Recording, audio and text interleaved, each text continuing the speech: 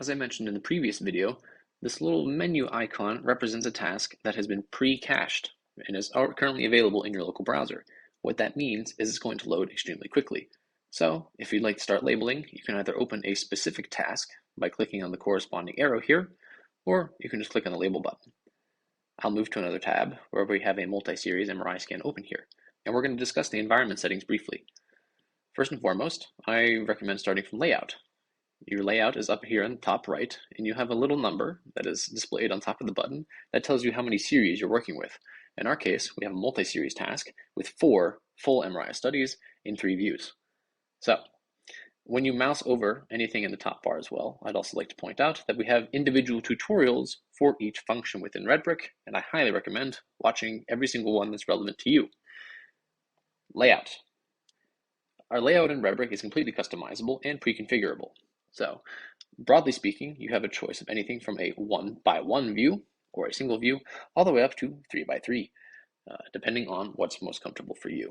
For example, I would like to maybe just have 2 horizontally here, and you can determine the grid system in the top and drag and drop individual series or reconstructions of series into the viewer. Oh, there we go.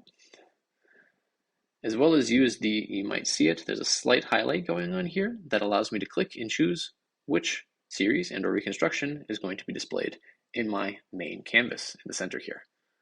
So let's assume that I'm happy with this T1 sagittal and T1 coronal here and close my layout tab. Next, what I'm going to want to determine is visualization, and that's largely about windowing, right? The visualization panel is up here in the top right next to layout. And you'll see as soon as you open it that you have access to width as well as level. And this works across a single series, right? So I'm viewing 2 reconstructions of the same series, in this case a T1, and that's why the windowing settings are changing for both at the same time.